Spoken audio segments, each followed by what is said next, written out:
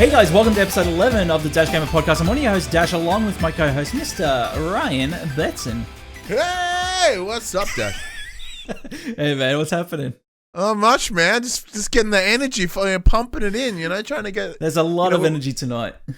So I'm hoping for. We're running a little bit late, Yeah. Technical hiccups. Yes. So I'm just like, all right, well, let's just get it going. Let's get the party started. Well, Zoom need to get their shit sorted because that's the only reason. You can't see me on your end, and I can only see you, which is just... Yeah. Thanks, Discord. Just weird. Guys, if you didn't know, this is the Dash Gamer Podcast, our bi-weekly gaming podcast where we all come together and talk about the latest in the world of video gaming. Don't forget to follow us over on SoundCloud, iTunes, and Spotify. Give us those cheeky 5-star ratings. And also catch the VOD over on dashgamer.com. Betson, do you have any housekeeping first? Do I? Well, Young and the Wrestlers. Well, yeah, so I have the usual, have Young and the Wrestlers. We have this week's episode of For the Players. Yeah. That's our PlayStation pod. Yeah. Where we did all our predictions for the non-existent PS5 event. Yeah. So that's aged really well. Right. Like everybody else's podcast this week. Yeah, you can follow my current weight loss journey on Twitter. Nice. That's probably my one other bit of thing that I'm doing external to content creation right now. So Yeah. if you want to follow me and hear me talk about how my ass hurts from DDP yoga, you can go on Twitter. Oh, great. So how are you finding DDP yoga? It's good, man. It's Yeah. good. I was pretty sure that I'd broke my leg on my legs, God. but it turns out I didn't. I'm just because I have a myotherapist, a guy that fixes my back, Yeah. just for the longest time. So I went there today and I was chatting to him about it, and I'm like, I think I've done something to my legs. Like my legs are fucked. My ass hurts for some reason. He's like, no, you've just used your muscles. Oh That's my it. God. Because I go and look over and he's like, Mike, is it fucked? He's like, no, it's just, shut up. This is fine. It's just that it goes, it's just DOMS. I'm like, I don't know. My wife said that word the other day. I don't know what it means. Yeah, delayed onset muscle soreness. You know what it also is? You're getting bony and you're starting to feel it on your bones now. That's how it is. That's probably it. Yeah. Probably it. Exactly, yeah. Well, it's been good. So the DDP, because as for anyone that doesn't know, DDP Dumbdale's Page wrestler, and that's the hook that got me into it because I've been wanting to do it for a while. And yes, the first time I've ever done sort of direct exercise as a result of just myself. Yeah. So and I've actually had like a good quicker decline in the weight, which is good. That's awesome, just dude. a minor change, just to sort of get the body going again. So. Awesome. I'm up to 16 kilos now. So hey. yeah, so my body's probably going to start wanting to slow down a little bit. So I've got to push it a little bit more now to keep that train going. No, good stuff, man. That's awesome to hear. Good on you. Congratulations. Thank you very much. I just noticed something that I got to quickly change on the thing. Oh, what's that? Which is just changing the episode number, but that's okay because sneaky. But that's because I can fix that also in post as well. That's the best thing about post production. It's awesome. Exactly. For anyone that's watching the VOD, you had no idea. That's Bet right. you didn't even notice. Oh, they'll notice a little bit if they look very closely. But Very closely. for us, well, for me, for dashgamer.com, we had a special one go up today, actually, from a freelancer over in New Zealand. Michael Pullman was kind enough to offer his thoughts on The Last of Us Part 2, which is live right now over on dashgamer.com if you guys want to go check that one out. Sneaky preview. Yeah, that's awesome, dude. It's such a great insight into what's coming up. I'm so excited to get my hands on it and start playing it, man. I'm sure you are as well. I am champion. like chomping at the bit. Like I am eagerly awaiting. I've got my fancy pants special edition booked, ready to go. Yeah, same. Mostly paid off, but with the client folk at PlayStation, I'm constantly monitoring my phone because we're at a situation where we know the big boys have it, and we don't fit entirely in that big boy zone. Correct. So I'm just like, when is it the slightly higher than lower time? Where is it? Where's that? Well, fingers crossed we see it soon. Fingers crossed. Also, thanks to Nintendo, we got our hands on 51 worldwide games. I reviewed that, sat down and reviewed that. That's a lot of fun. That's out today, so if you haven't, make sure that you go out and check it out because it's an awesome collection of mini games that you can sit down and play, and also the return of the illustrious Wii Bowling. So make sure that you get your hands on that collection. Mortal Kombat 11 Aftermath review. Thanks to the kind folk over at Warner Brother Games Australia and Koch Media. Well, we've just became friends, Coach and I, so awesome, hi, Coach. Awesome. Xenoblade Chronicles Definitive Edition review, thanks to the kind folk over at Nintendo as well.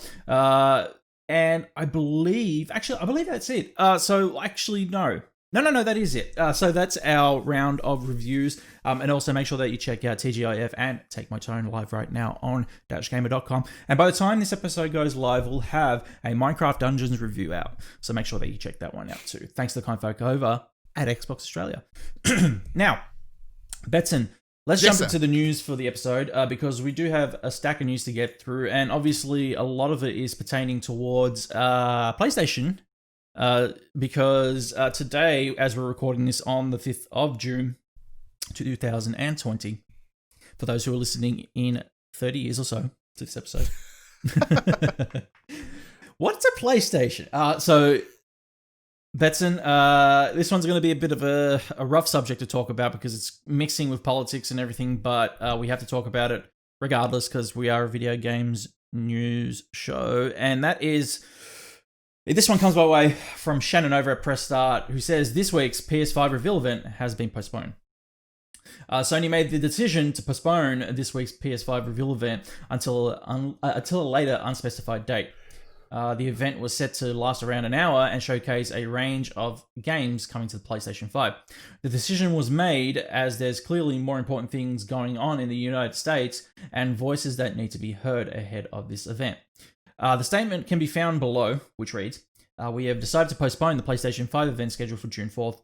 While we understand gamers around the world that are excited to see the PlayStation 5, we do not feel right now is a time for celebration. And for now, we want to stand back and allow more important voices to be heard.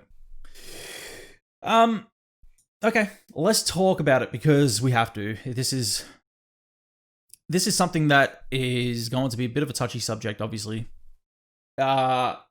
There is currently, once again, as we're recording this, there are currently riots happening across the world, not just America. And there's a rally that's scheduled for tomorrow here in Melbourne. 20,000 people apparently predicted to be attending. Due to the circumstance of the murder of George Floyd by police officers in America, I think it was Minneapolis, Minnesota, that it happened. Minnesota, yeah. This is one of the most sad. This is one of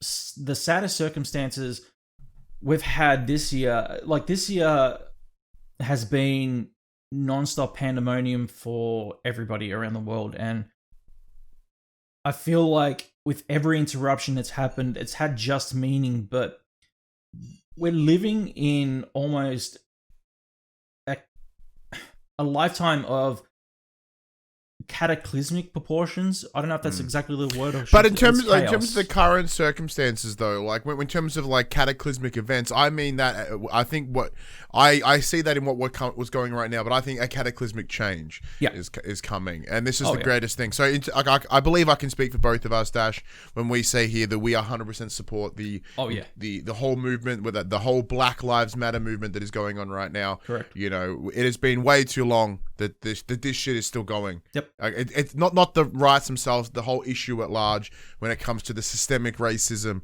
that minorities are treated to across the entire globe. No one should be mistreated, abused, violated, have their rights violated simply because of the color of their skin. Yep. I would like to think that we have come past that point as a society, but from what we're seeing that is not the case, and I think this is a moment in time. This is a incredible change. Yeah. And if that does mean that we as a collective don't get to see some PS5 shit, well then that's fine by me. Yeah. Personally. Yeah. Like, and I understand it's very difficult for us to comment on it or to put our 2 cents in because we, both Dash and I are just white dudes. Yep. Like, but it's not our time to talk about it. No. You know what I mean? It's like there's been enough white dudes talking about it. It's time for those voices to be heard, the other voices to be heard. Correct. Yeah. It's one of those things where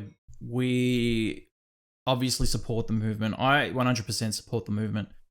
Even I 100% support the rallies tomorrow in moderation. that I hope that everybody stays safe. Yeah, it's the same thing as we completely agree, but it is still a pandemic right now. Be safe, keep distance, keep clean. Yep.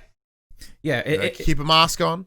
Stay 1.5 meters away from each other, please. Yeah. This is not something that, yes, I support the movement, but please, tomorrow, for those who are out in the rally, or for those who are listening today, as the audio is posted on a Saturday, please stay safe, be healthy. Don't try and get too close with each other, because, we'll move on from this and get into the meat and bones of basically what we kind of wanted to expect from the event. What do you think? What do you think we were expecting to see?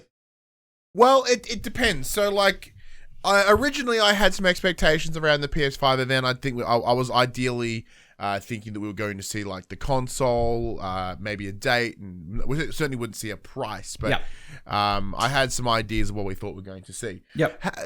Since then, though, I have sort of shifted my stance, because just in the delivery of the PR statement, it makes me look. I'm like, okay, this was very games focused. So I had a feeling that we would be seeing a lot of games, a lot of what's coming to the PS5, and maybe what's coming down the line, and then it may have ended with a picture of the console or something. But because I don't think it is the console reveal event, it is just the PS5 games reveal event. So my personal predictions around that were Horizon 2 was probably going to be shown. I believe there is a new Ratchet and Clank GT7.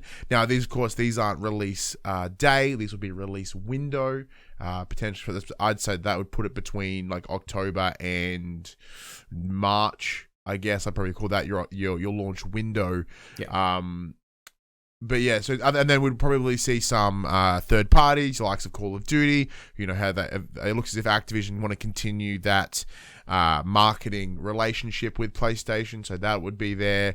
And I'm sure we would see a bunch of new IPs and things like that as well. Where were you thinking this was going to go? Look, obviously, I wanted to see the console. I think the box would have been there.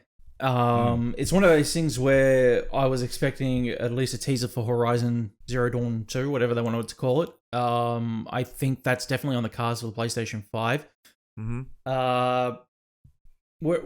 It's puzzling though, because it's almost like, what are they going to announce other than what we kind of expect for it and what they want to show us? As in, we know that there are a couple of confirmed titles for PlayStation 5.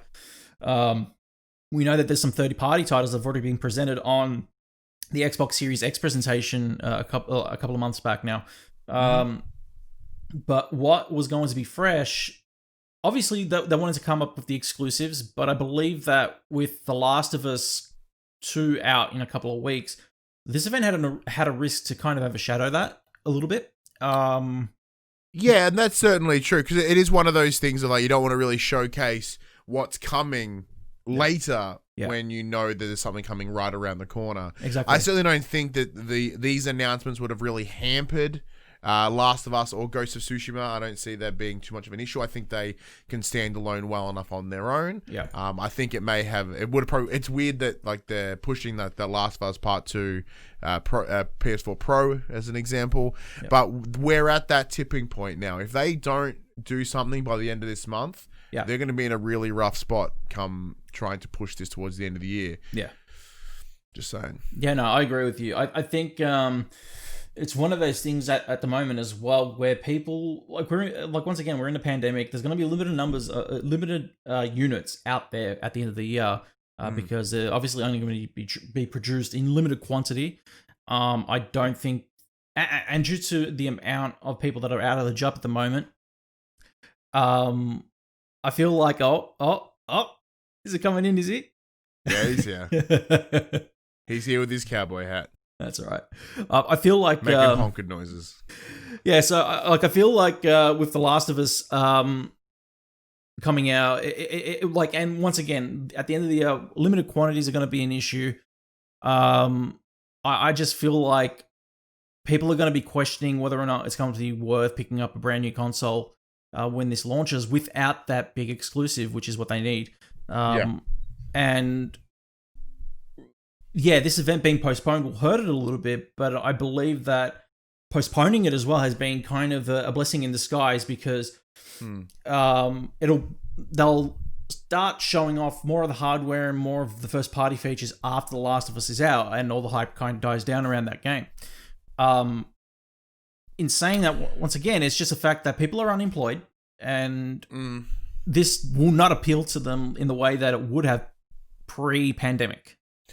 The difficulty that we're going to have, and whether that be around the pandemic, whether that be around the current situation, is that these aren't going away anytime soon. Right. So in terms of this does sound harsher than it's intended, but it's like, well, these things aren't going away.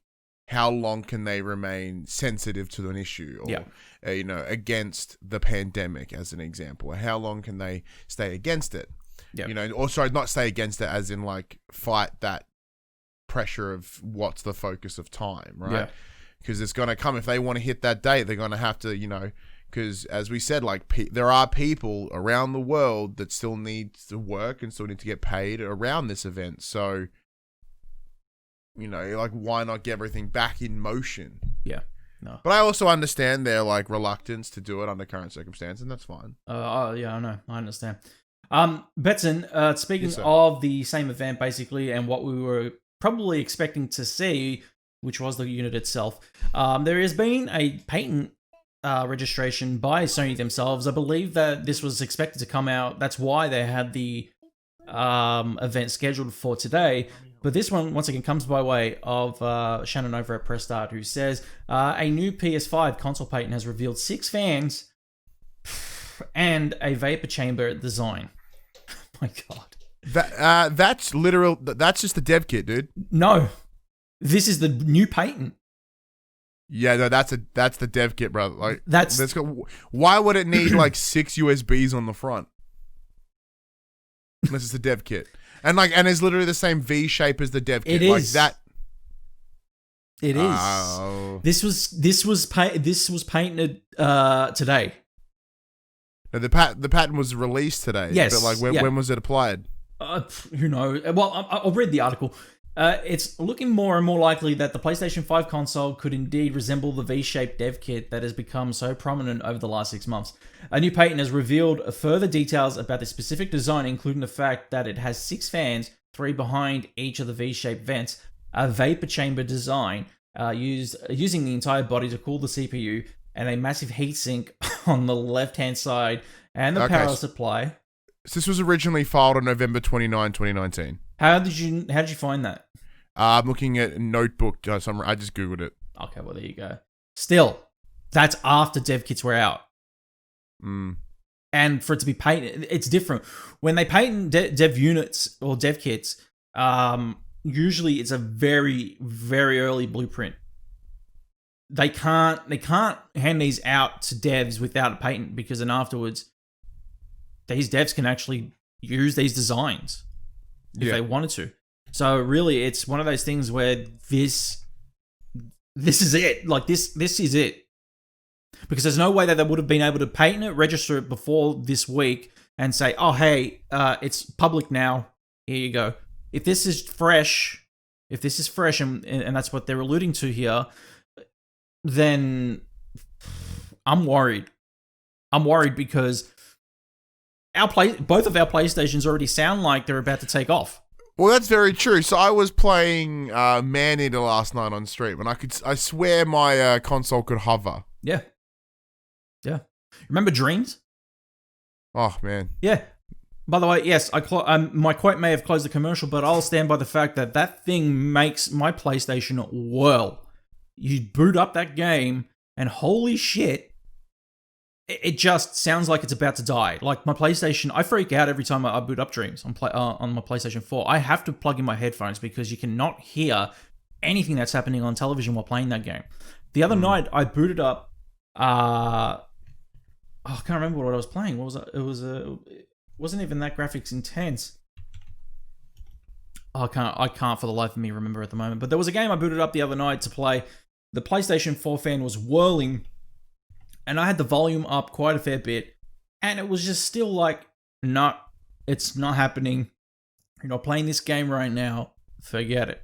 I couldn't stand it. It's just one of those things where it interrupts your flow, or even just like wanting to continue playing that game without having headphones on or just enjoying it like you naturally should be playing a game in front of your TV with the sound on, controller in hand. I'm pretty confident Yeah. that this is the same pattern as the dev kit. You reckon? Yeah. Man, I'll tell you what. I'm no expert, but if we look at this from the information we've seen about the dev kits and what a dev kit would require, there is no reason that a standard unit would require 6 USBs on the front. And if we think about that from have you ever seen did you see the PS4 dev kits? Yeah. Yeah, like you see them, they're just a silver box with a bunch of USBs and screens and shit in it and stuff. And this looks to be exactly the same. I'm not saying press start are wrong, but it's a situation of I have reason to believe that this is just maybe the same pattern. Well, hold on a second, because I've got an article up on the screen right now from WCCF Tech, and they're usually pretty spot on with a lot of stuff. Nathan Birch over there says, Nathan Birch, I haven't spoken to him for ages. A PS5 dev kit patent shows off cooling system in detail, vapor chamber, and 6 fans in use. So this is 13 hours ago. Okay. So and they're showing off the exact same details, brother. Like this is it is scary to think that we're about to get a console with what is essentially a freaking hovercraft under it. Well, it is this weird situation of I would really appreciate this many fans, because I have 1 fan in my console right now and it sucks. Right. But it's if they're all running at a lower speed, then there'd be more of a hum than a blasting noise. I just hope that it doesn't blast it's just wants to take off while we're playing, because 6 fans and the same noise that we get from our PS4 Pros is quite concerning. Especially if each of them are making that noise. I mean, yeah, fine, more fans, the cooler the system, but the idea would be, so if rather than having 1 fan running at say 5200 whatever the hell's whatever the speed of a fan would be, whatever, and you could dissipate that over 6 fans, that actually sounds less in terms of noise distribution. That would be pretty tidy. I'm just gonna put it out there now. I'm happy to be wrong. Well, actually, I'm not happy to be wrong. I'm confident that these patterns are incorrect. Still the dev kit. Yes, I am. I'd put money on it. Would you be disappointed if this was correct and this was the unit? Very much so. Okay, because mostly because if we look at it, granted, from a dev kit perspective, okay, all this additional shit is necessary, it's needed, it's required, right? Right. But if we look at the Xbox Series X. That shit is clean. That shit is tidy. That is a good-looking console. That is what a console that is released to the public should look like, right? Well, yes. And additionally, this has a bunch of buttons on it that we don't need. Yep. There is literally 5 buttons above the disc, one for from a consumer grade console. You need eject and on. You don't need all this extra shit. Yeah. And for that, I don't see Sony being this is what it needs, because you justifiably need 5 USBs. No one fucking don't. Yeah. You know what I mean? Yeah. So look, if this was the way, I'd be pretty disappointed and pretty mad if this turned out to be legit.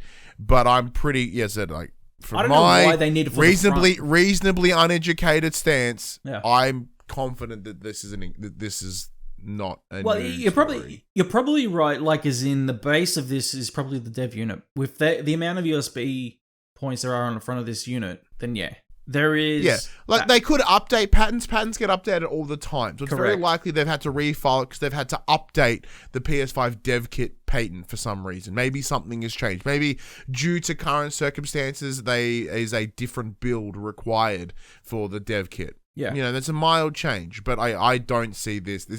I'm not going to hedge bets that this is what the PS5 home release would look like. Yeah, I agree. I don't know, man. I think what they've done is patented the initial dev kit unit, but are gonna be molding it after it. I fucking hope not. Yeah.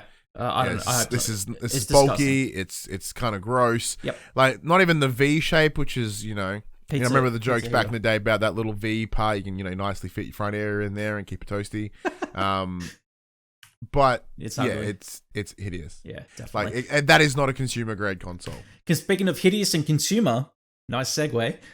This one comes once again by Shannon over at Press Start, who says Sony has been fined for not refunding Australian PlayStation Store purchases. Yes, and I can harken back to an earlier episode of the Dash Gamer podcast where I said I purchased Bubsy on PlayStation 4, rang up Sony and said, listen, I spent $60 on Bubsy and it's broken. Can I get my money back? Have you booted the game? Yes. Then we can't give you your money back. What? That's just not on. And you know what? Stick it up, yeah. So Sony Europe has been fined $3.5 million for refusing to refund Australian gamers in accordance to Australian consumer law rights. This comes 1 year after the report that the ACCC was investigating Sony for making false or misleading representation to Australian consumers on both its website and PlayStation Store in regards to not being able to refund if 14 days had passed since making a purchase. This relates specifically to the software that is either broken or has misleading marketing. Bubsy. As reported by Gizmodo, ACCC chair Rod Sims has stated that, quote, consumer guarantee rights do not expire after a digital product has been downloaded and certainly do not disappear after 14 days or any other arbitrary date claimed by a game store or developer, end quote. Sony Europe has allegedly told one of 4 customers in question that it did not have to provide a refund unless the game developer authorized it, with another customer being told that they would only be refunded using PlayStation currency or virtual PlayStation currency instead of actual money. Quote, consumers who buy digital products online have the exact same rights as they do if they made the purchase at a physical store, Mr. Sims said. Quote, no matter where in the world a company has its headquarters, if it is selling to an Australian consumer, the Australian consumer law applies. Yes. I love the ACCC. Yeah, sometimes I do too. Sometimes I'm a big fan Yeah. because in terms of their ruling around refunds and exchanges and things like that, I really do like where they sit sometimes. I think it's very cool. Same. But this is 100% valid. Like there is that. Like I understand when it comes, there still there are still asterisks around refunds. But and in terms of, there's got to be ways around, especially when it comes to digital products that don't really exist. But I'm glad that there is that line of, the 14 days means nothing. Having downloaded means nothing. Like, but there's still. I'm curious on what those guidelines have become. Then, you know what I mean? Yeah. It's a very much a gray area, and I remember working at JB, and it would be explained. We had a pamphlet, and they still do. It's this blue pamphlet that they'll hand any customer that walks in and says, no, consumer law, and that's it. And it's like, I work here and I even know that's a bit shady, but okay, I guess that's kind of what they have to follow in consumer law. But regardless, I'll be honest, even working at JB, they bend over backwards for you, so you get really good service there in terms of your refund anyway. So yeah, and that's the thing. Because there are plenty of people that are they're like, home lawyers that think they know they've read the laws once, and it's never as simple as you think it is. But in here, it seems to be that they've kind of narrowed down. I'm curious on whether the specific wording that they've used will roll into like future things. I know that Steam recently, or semi-recently, had the same issue around their not dealing in Australian dollars, and to refusing to issue refunds. Yeah. So hopefully we see some change here about the refund policy. I agree. Now, thankfully, I've never had to use the refund policy, so I just try to be a bit smarter with my dollars that I spend digitally. Same. But maybe there's a time, when a game is just so broken that I may have to push it. Now, separating from this topic for a bit, this is a little bit of a personal one. I am So obviously, I've got the collector's edition of The Last of Us 2 pre-ordered. Yes. I like if we are unfortunately unlucky not to get a review code, I'm actually thinking about maybe even purchasing it digitally. And I know that that's like seen as filthy because you can get the game for like $69 day one from like a JB or an EB.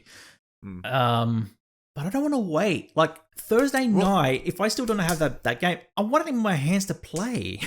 Yeah, especially when it's like a 90 gig install, right? Like I'd be lying if I wasn't considering the same thing. Yeah. When it comes, because that comes down to the whole argument of digital versus physical. Yeah. I'm swinging way towards digital, man. Like every single time. Same. And that comes down to me being in a very lucky situation to have good internet. So that's not really a big issue. Yeah. Don't have quite that sweet gigabit that's rocked up this week though. Holy fuck. But I have to talk to because I know our good friend Cruzy now works at Aussie Broadband. Cruzy, I might have to Does he now? Yeah. I just spoke to him today. Yeah. So there's that, of course, but like. Yeah, I'm just finding, like, apart from the prices, because once again, you know, with storefronts having that need to be competitive, day one prices will always be cheaper in store in a physical version. Yeah. But I do hope that there comes a time where that changes, and then there is a bit of flex. But like, when it's your own ecosystem, why would you flex? Yeah. I agree. mean, you're not competing against anyone. So, you know, it is that line of if you're comfortable with paying full price, then sweet. I feel like, and that connects with this matter too. We'll bounce back to it for a second. I feel like on launch, I feel like even like maybe even a 24-hour period when they launch title digitally. Or if you pre-order it, you get $20 off. Exactly. I feel like they should be competing. Like if they really want to make that profit, especially the profit margin that they can make on top of that through the PlayStation Store.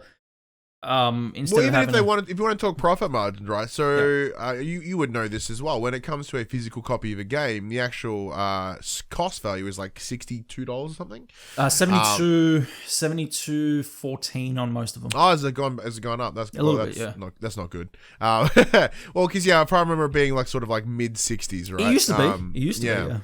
But yeah, so even if it's sitting there in the early 70s, right? So like the best you're going to get is like 79, which is pretty common these days, and that's a very low margin for the retailer. Well, it depends as well. But if you're looking at PlayStation directly, right? So they're charging 99, so there's already $20 that they're getting, $25 off what the cost of a physical version would be. Yep. Then you remove the cost of manufacture for the disc, the case, whatever, and shipping and distribution, and then probably making like a good $50, $60 off that. I agree.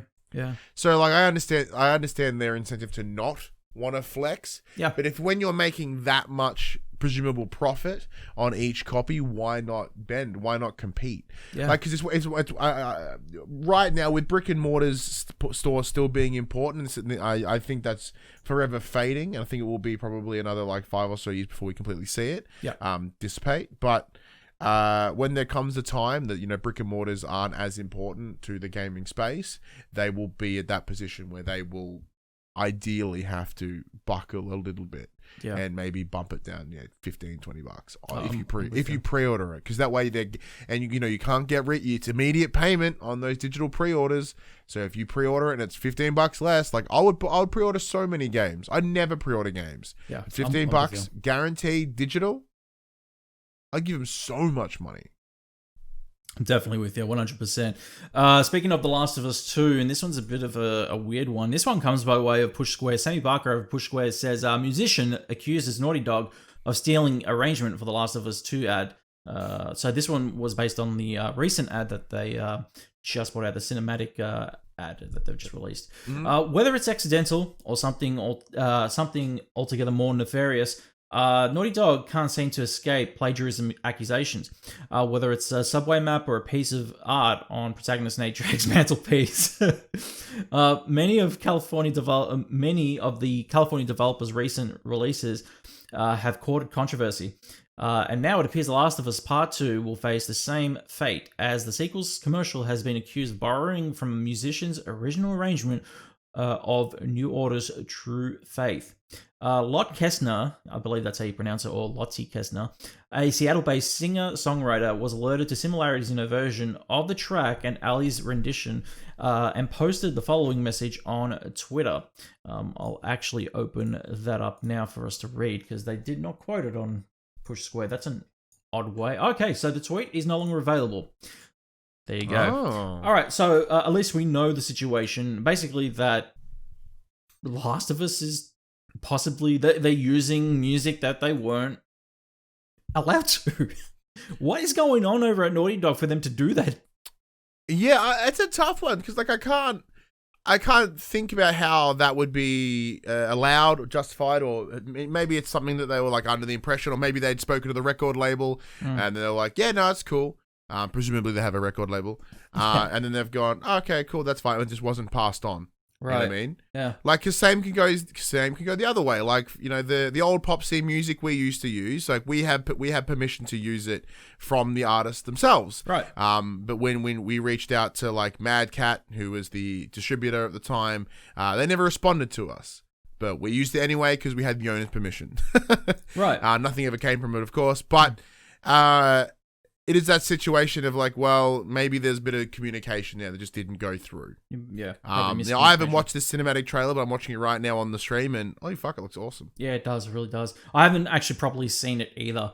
It looks so good. Yeah, it does. The thing is, though, like Naughty Dog are getting caught red-handed in a lot of situations lately, and it's funny that they bring up the situation where they had the Assassin's Creed artwork placed as a placeholder in Uncharted 4 for a bit, and they pressed the game, sent it off, and it was in there. Like, it was in the game before they patched it. Yeah, see, that one I can kind of okay. They're like, let's just put a picture of some scenery. Like, done. All right, cool, there you go.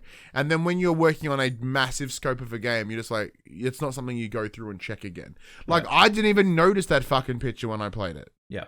Yeah. You know what I mean? And like, so, you know, it's one of those forest from the trees things. Yeah. Like, if you're working in something and you're deep in something, you will miss things.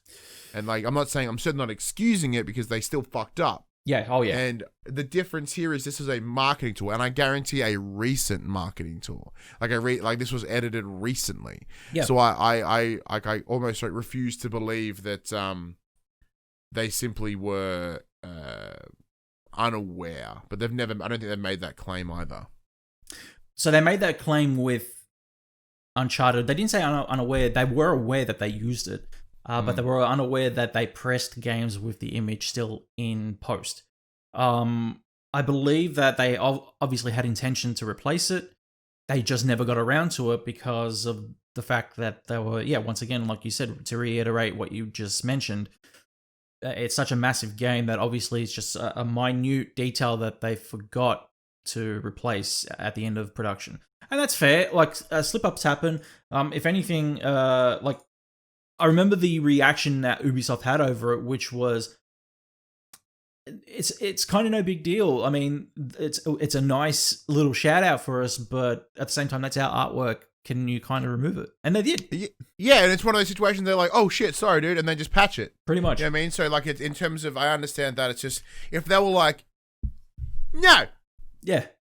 Like that would be different, right? But right. Like, you know, that wasn't the case. No, but for music, this is a different case, because I believe that what they have done here, obviously the musician that composed the song to use in their commercial may have, I think they were third-party contractor that, you know, gave them basically plagiarized music. This is not a setup, I wouldn't say, but they kind of used inspiration off this song, composed their own quote-unquote original track to give to Naughty Dog and use in their campaign, their commercial campaign, and whoops, they got called out because it sounded too similar to the original. Well, yeah, there is that very difficult line around inspiration and copyright, right? Yeah. You know, trademark infringement, copyright, anything, right? For the players. So spot on. But I mean, if you think about musically, right? You even think about like Bruno Mars and his Uptown Funk. Yes. Where that was clearly inspired by those times, and it's just like you've stole it. Like, well, no, he's inspired from your work, and that because what that was the sound of that particular time. That's what's come through, and I guarantee the person who this is a very big presumption. I'm giving them the massive benefit of the doubt here, is that they were working on this and like they had a specific idea of or tone in mind, and they're like, well, this is perfect, so I'm gonna take inspiration from this and work off it. Yeah. But you know, like there is of course that line of you're like, well, when you eventually cross that line, you're like, well, you've just pulled that shit. You know, it does sort of mirror back to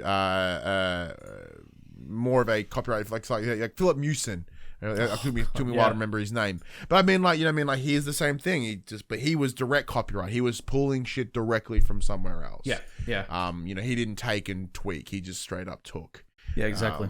Yeah, which is fucking worse. But they're both still pretty bad. It's a weird thing to. I certainly can't justify it, but it's like, okay, I can see why, because, you know, I'm a big believer in that we as individuals are the sum of our influences. Yes.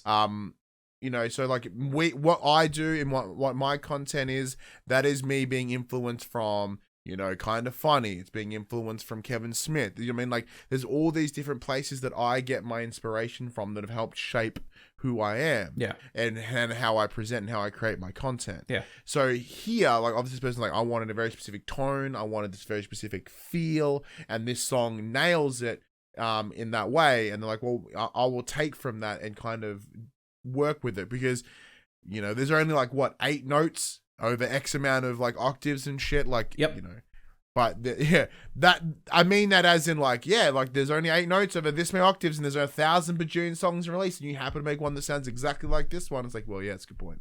That's right. Yeah. You know, it's like, come on. No, with you. Speaking of PlayStation games that have been controversial in their gameplay, but have had this trend now of heading to PC. This one comes by way of Imran Khan on Twitter. This is an odd one because it's not an article. But he tweeted today, not going to comment specifically on Bloodborne on PC rumors, but suffice to say, FromSoft fans probably have a lot of reasons to be happy in the next 2 years. What do you gauge from that? Motherfucker coming to PC. Yeah. What is going on though? Like, why is everything going to PC from PlayStation? Why not? Well, it's one of those situations of it's a PS4 game, an early PS4 game. Yeah, they have literally wrung as much money as they possibly can out of that time. On the unit, just on the unit. On that unit, right? Yeah. And I don't see with the release of PS5, they're not going to suddenly sell more copies of Bloodborne, right? Rightio, yeah. So it's like, well, here's an entire audience, in this case, the From Software of Soulsborne fans, yeah, which we know are a primarily a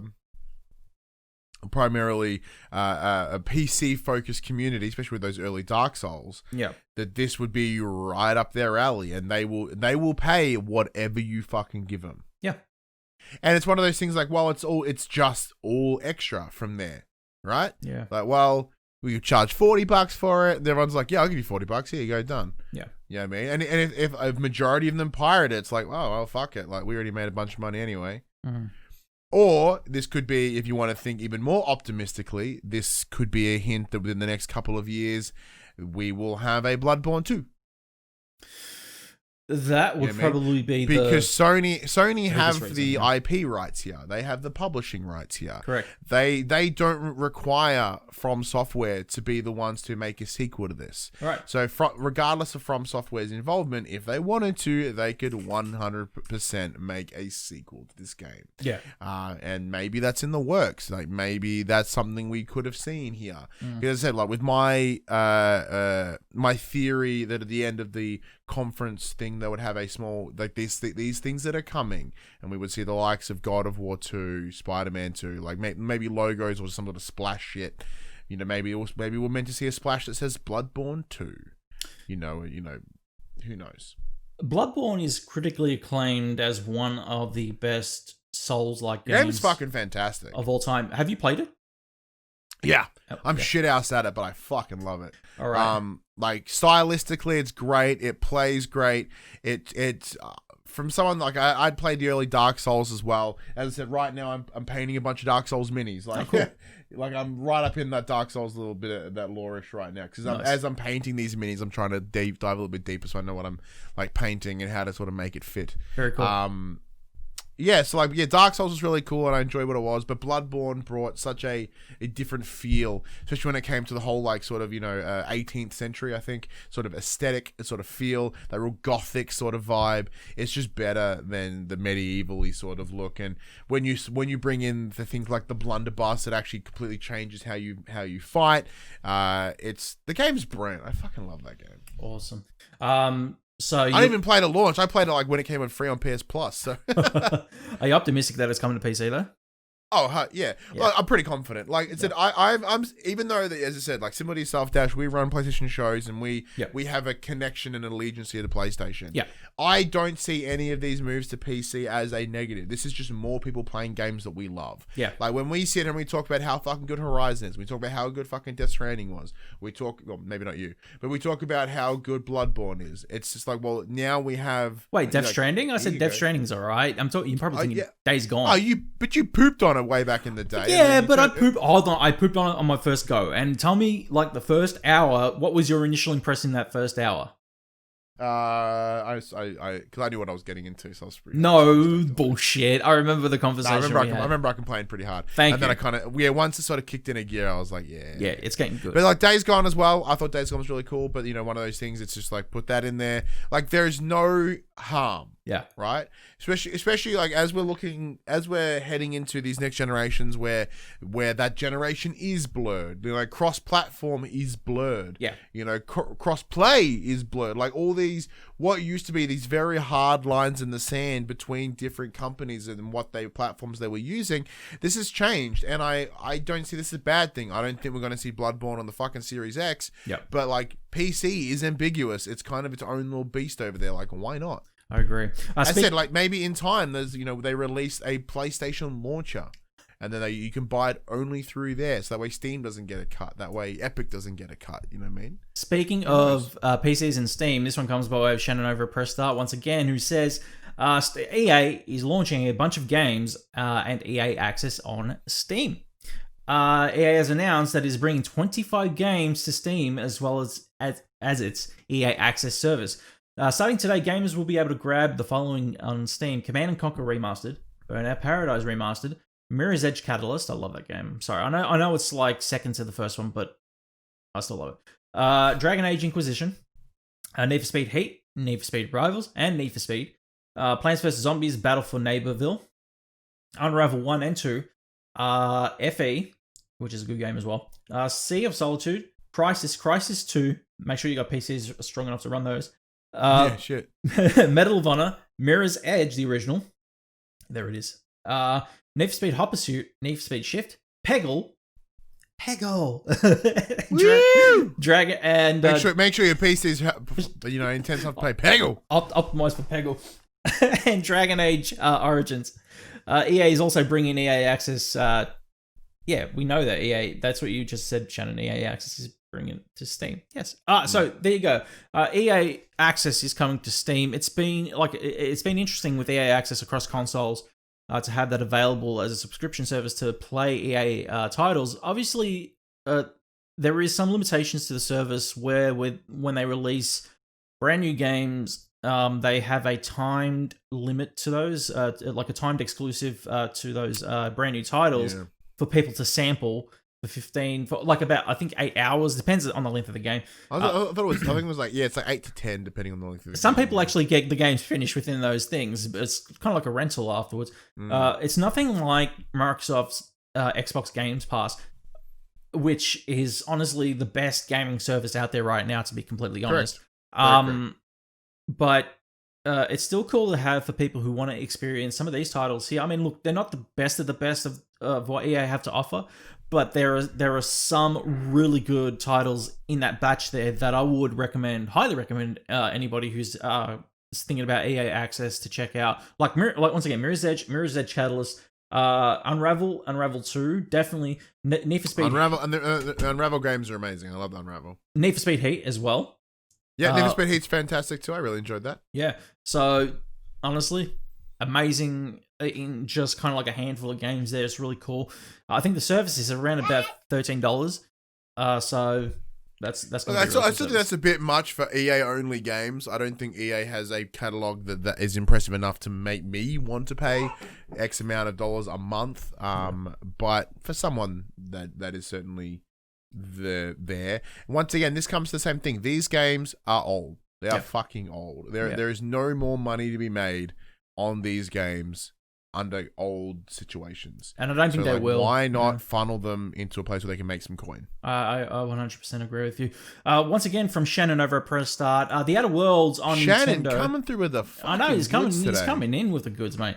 The Outer Worlds on Nintendo Switch looks to be a mixed bag. Hey, Paul. It looks like bomb. Paul in the chat says, "What the fuck are these clowns?" Shannon says, "The Outer Worlds is definitely one of the most ambitious games on to the Nintendo Switch. Whilst we've seen other games such as BioShock and Borderlands come to Switch in recent times, The Outer Worlds is an open world RPG that released just last year on other consoles.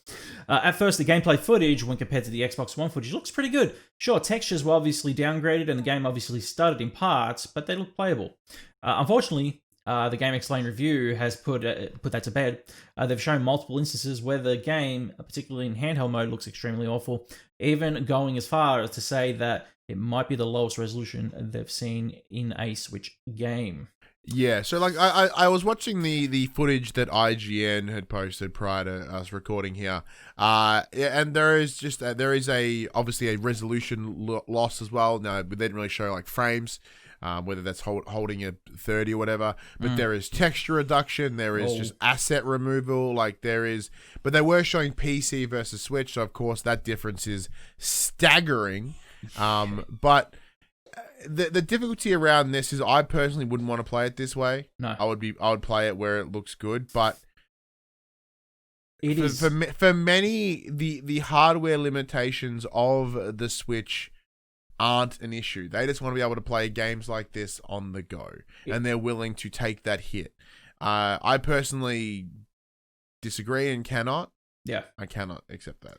It's polygonal, it's rough, it's flat, the texture popping is holy it's muddy looking, it's not good. Oh, it's pixelated as fuck. Like, I don't even know how they could, like, I guess kind of saying, hey, look, we've got a portable version of the title, we'd love for you to check it out and play it if you love the console, like a home console PC version. Yeah. But holy shit, it's rough. But if for it to be this rough on like a screen, and for it to perform poorly in handheld mode, that's not a good sign. The benefit that it will have is the pixel density of the smaller screen will make it not look so gnarly. Well, from what they're saying, it's not.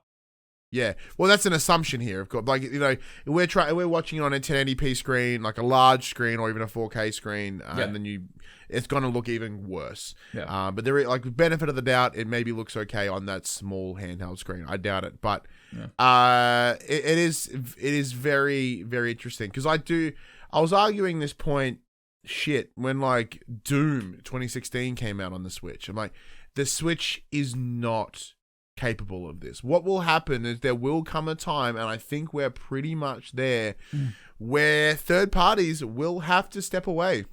Yeah.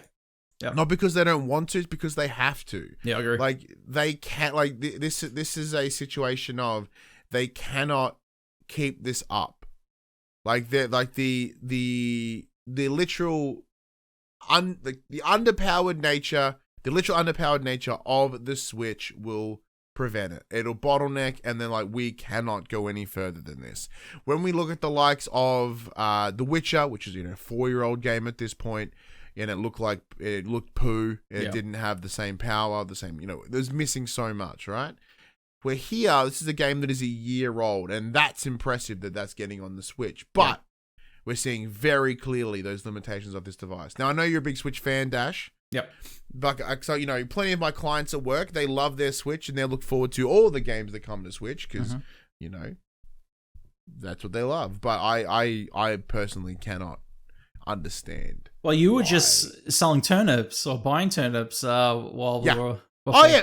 Nintendo first-party games are spectacular. Right. Like, they know how to use their own hardware way better than anything else. Yeah. Because they know the scope, they know the limitations, and then therefore they deliver awesome games because of it. Correct. But when you've got third parties coming in and then trying to deliver the exact same stuff, you know, the exact same stuff on a PC, the same sort of game that they would deliver on a PC or a PS4 or an Xbox, it is not going to even come close on a Switch. Yeah, I agree. 100%. I'm with you. It sucks. What's your thoughts on the future of the Switch when it comes to things like this? Look, I think it's ambitious to port something as graphically intense as Outer Worlds to Switch. I think it's ambitious, like, for a lot of companies that do it, that try and publish their titles on Nintendo Switch, especially like Bethesda, who have attempted to publish Doom over on Switch at one point, and people were complaining about text size, which is minor, but there were also the complaints of the actual gameplay itself being a little rough around the edges, to put it that way. Frame rate was poor in some circumstances. Yep. We reviewed it back in the day on the Switch. Yeah, and it's just one of those things where if it gets busy on screen, forget it. It's not going to work. There is that argument as well where people are saying, "Oh, if you dock it, it becomes more powerful." That is not true. The Switch that is not what the Switch is. When they launched the Switch, they intended it to be this combination of this handheld and this home console. With the release of the Nintendo Switch Lite, you tell very quickly and very clearly that their intention has always been for it to be a handheld. Yes. Nintendo work within the handheld space. Yes. They are the only competitor in that space. Yeah. So why would anyone think they'd want to get in that home console? It's not happening. It's just one of those things where if you only own a Switch, then I could understand if you wanted to pick up like a Doom or the Outer Worlds on your Switch, because it's the only console you own. But if you are fortunate enough to actually own a PC or an Xbox or a PlayStation 4, you get them for a PlayStation 4. You get them for your Xbox. You don't pick them up for the weaker system you own. Well, on top of that, right? If you want to look at it that way, like maybe it's too expensive to own a PS4. Well, every time you pay unnecessary amounts, like $80 for a game that came out 5 years ago on the Switch. Yeah. Like, Doom Eternal is still like $70 on. Sorry, not Doom Eternal. Doom 2016, $60. If you just, it's $20 on PS4 right now. Yeah. Like, you could literally save that money, still get it, and have a fucking PS4. Yeah. It's ridiculous. Crazy Nintendo people. You're crazy. Well, the Switch tax is what they call it, or the Nintendo tax. That's what they do. Nintendo tax is bonkers, man. It's funny because they're about to do a library of Mario games for the Switch as well, a bundle to celebrate, I think, like the 35th anniversary or something. And already it concerns me how much they're actually going to overcharge people for that one, and whether or not the titles that they're including in this is going to be simply ROMs put into their own separate emulators on a cartridge to place on your Switch. Guess what? You're still getting that same 480p display on Super Mario Galaxy. I hope not. They're not being rejiggered. I hope not. I hope that's not the case. I really hope that Nintendo kind of say, no, don't worry. You're going to be receiving Super Mario Galaxy at 1080p. Bro. Yeah, who knows? Nah. You don't think so? No. No faith from Betson. All right, well, this one is our last story of the night, and it comes by way of Liam Croft over at Push Square, who says, and you'll probably be excited for this one, Betson, Resident Evil 4 director comments on rumored PS5 remake. Liam goes on to say, earlier this year, Video Games Chronicle put out a report stating that Capcom is currently in the process of remaking Resident Evil 4. It's aiming to release in 2022, meaning it's most likely a PlayStation 5 game and has the blessing of the original game's director, Shinji Mikami. We haven't heard anything since April 2020, but the man at the center of it has now commented on a speculated remake. In an interview with IGN, Mikami was asked how he feels about his greatest piece of work being remade by a new team. He simply responded by saying, quote, as long as it turns out good. And he responded with, fuck yes. So he said, as long As long as it turns out good, I have no issues with it, end quote. Of course, this still isn't official confirmation that the project is in the works, but it is interesting to see the original director so casually comment on the matter. Yeah, strong rumors are suggesting that this is the case. We've had Resident Evil 2 and 3 remade already. It would be silly for Capcom not to consider publishing a fourth remake of the title. Both 2 and 3 have been commercial successes for the company this year, or within the span of both of the releases. Like 2019 was huge for it. Resident Evil 2 was almost Game of the Year. Like, it was Game of the Year in some circles, obviously. It came second for us. Right, know? But it was nominated everywhere for Game of the Year. Even thinking that Resident Evil 2 was nominated in 2019 for Game of the Year. For them to say, no, we're not going to do Resident Evil 4 would be insane. Yeah. There's Resident Evil 4 is the greatest Resident Evil game. That's pretty much unanimous. Yes. Even I myself, even though I have only recently played 2 and 3 and they were the remakes, I still have 4 in such high regard. Oh yes. 4 is fucking awesome. Yes. Closely followed by 2 remake. 2 remake was fucking exceptional. Hell yeah. But there's reasons that I think that they're going down this route.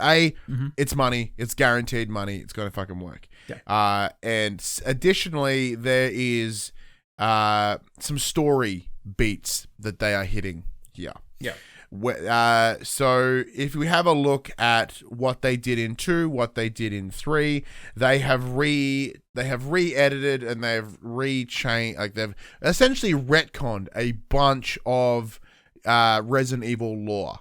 Yeah. Whether that be, events in 3 getting involved with events of 2, whether that be, actually this is the biggest one that sort of gives it away, is, I've brain farted. Nemesis's ability to infect people to make those weird tentacle fucking things that we get in 4, right? Because in terms of the story, they're like, how did this become this? And that, they're connecting it all together, which I can only mean that they're like, we are rewriting history. Yeah. Because when you've got the likes of Resident Evil 1 to 7, and then 7 is such a departure from 1 and 6. Yeah. They restarted the lore over there. Let's tie 1 to 5, 1 to 4 back into it, and then then you've got the likes of Code Veronica X and Revelations and every other fucking Resident Evil game that's ever been. There's so many games that the lore is messy, it's chaotic, and it's very difficult to follow. Yeah. Where if they can tighten that up, they can then start this franchise anew, and then they'll be able to release games for Resident Evil back as if it started again. Yeah, I agree. I think also it's been odd how they've kind of dismissed the first one completely in this remake. Yeah, they did make that remake, but it's one of those things you're not going to mess with it too much because it's the OG. Yeah. And it's already been remade twice now. That's true. Even though I would love for them to do it in the under the RE engine for 2 and 3. Hell yeah. But I just don't see it happening because they've already done it too many times. Yeah. Do you feel like this has been the renaissance for the series itself, basically due to the fact that not as many people of our current generation have been able to experience the originals, but are now experiencing them in a new light, and also the appreciation being already established by an older audience now saying, kids, check this out. Yeah. I think so. I think this is the time for the renaissance of Resident Evil, and I think that comes down for a couple of different reasons. Big one being is there is no one is doing AAA horror anymore. Yeah. There was a window of time where it was all the rage, and then it went away.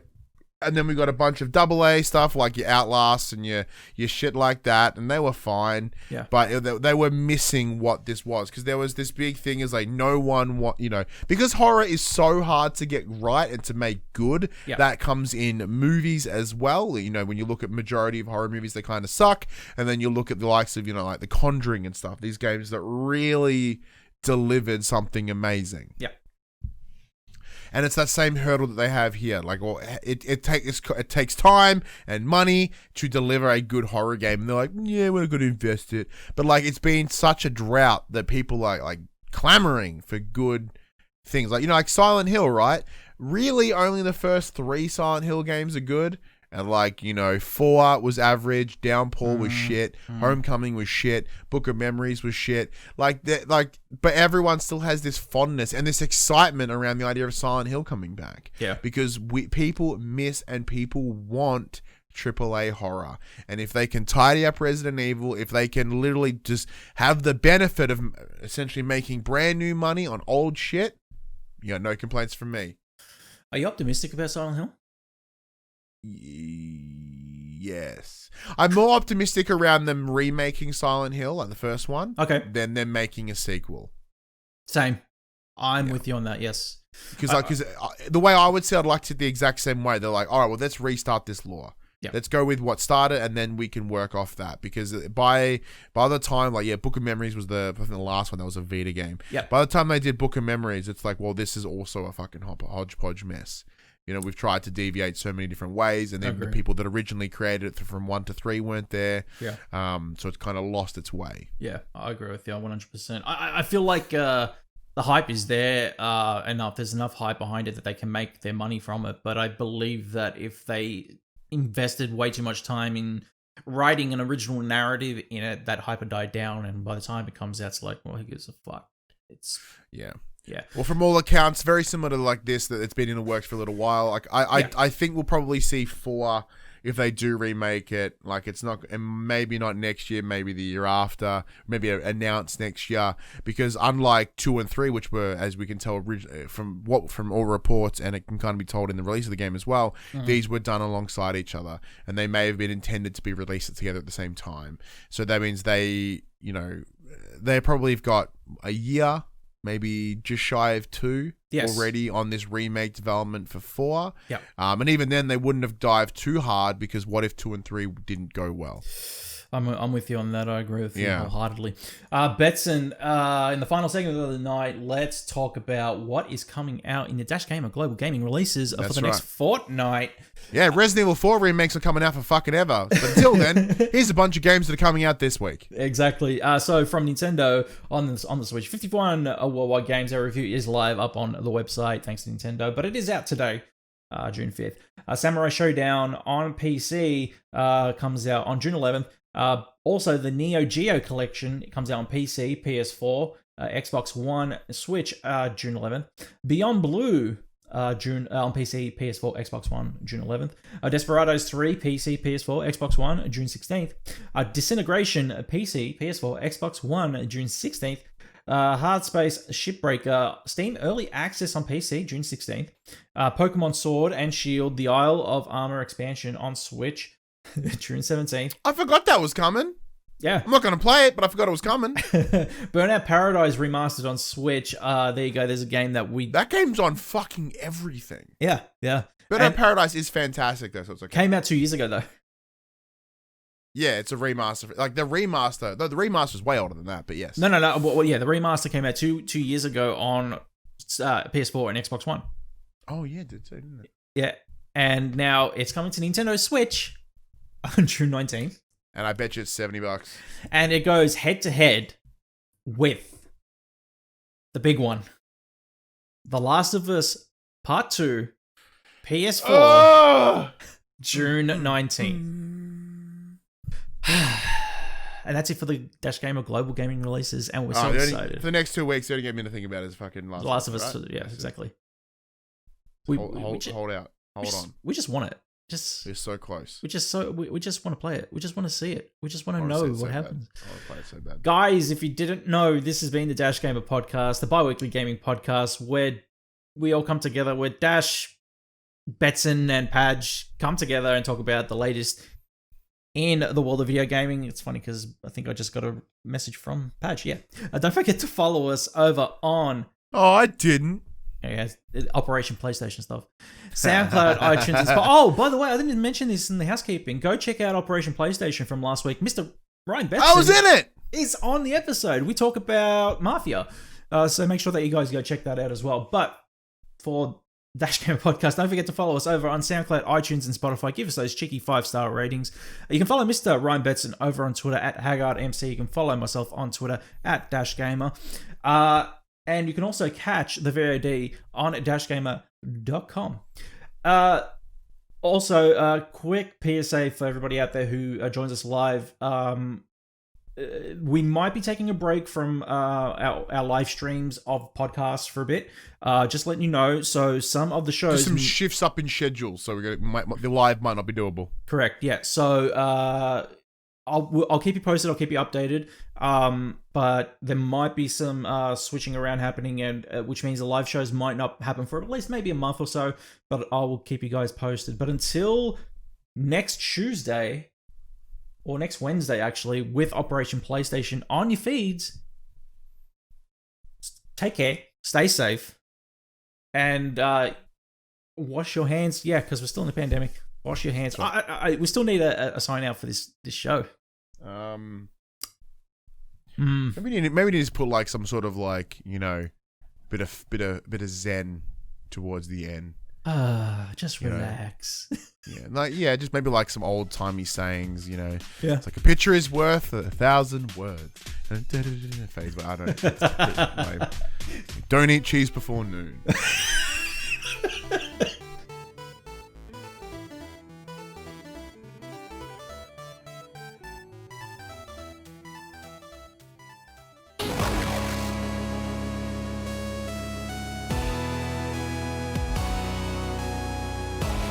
dashgamer.com